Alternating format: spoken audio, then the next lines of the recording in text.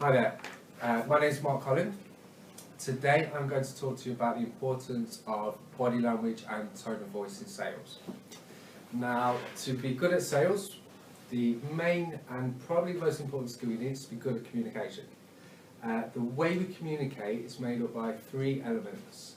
There is the words that we actually say, the tone of voice that we use to say those words, and then there is the body language. I'm just going to tell you first about the tone of voice. I guess there's three main areas that you need to focus on to really control your tone of voice to give the message that you want the customer to receive. The three areas are the speed that you actually speak, the tone that you actually use, and the emphasis that you put on certain words that you really want the customer to the more important ones, I guess. The main goals, I would say, with using your tone of voice is A is to build up a relationship or a rapport with the customer, and B is to build up credibility.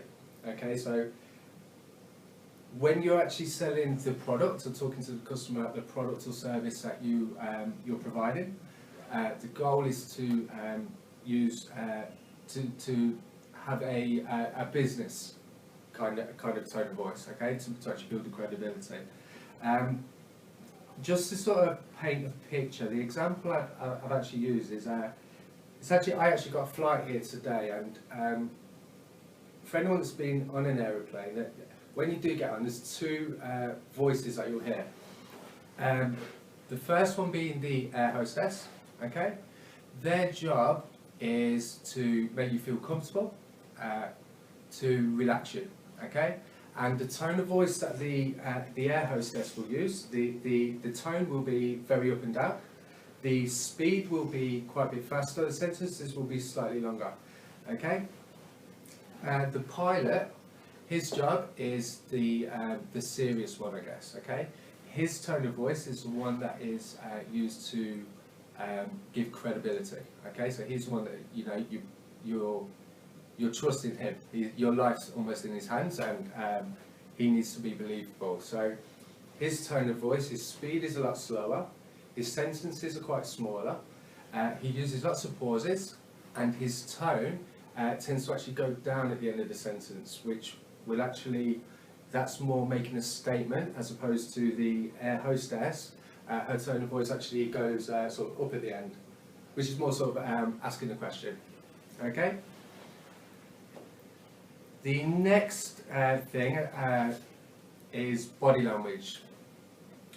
Body language is actually, there's evidence to suggest it takes up to 50% of the actual message that we communicate comes through our body language.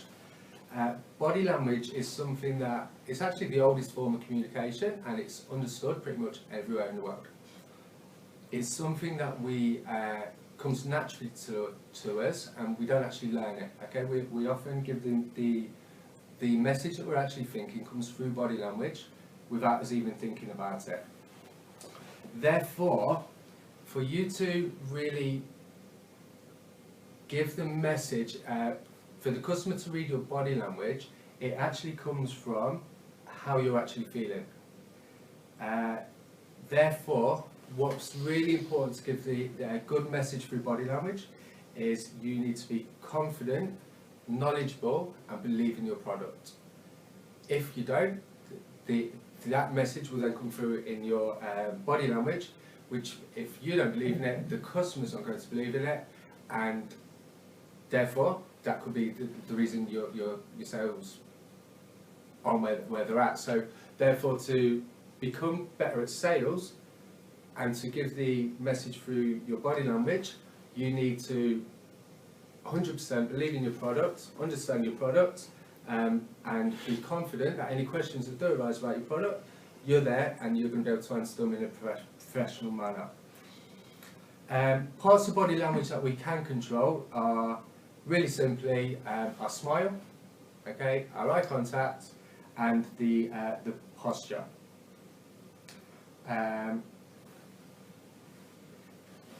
I guess one thing that's really going to help, and one tip I'd give you to actually get good at actually reading the customer's body language, because not only do you give the message of what you're thinking through your body language, the customer will too.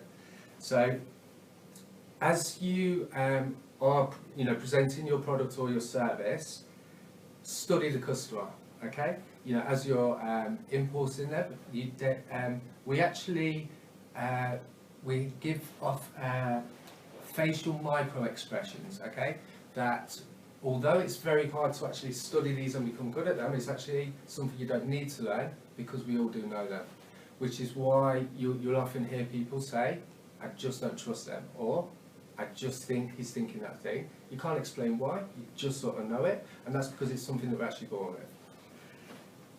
One thing that you can do to really improve your sales skills is study the customers, okay?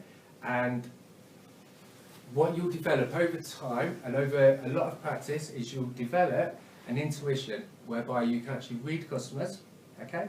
And you'll get to a stage where just by watching the customer, okay, as soon as you start your presentation, you'll just know whether this customer is going to turn into a sale or not.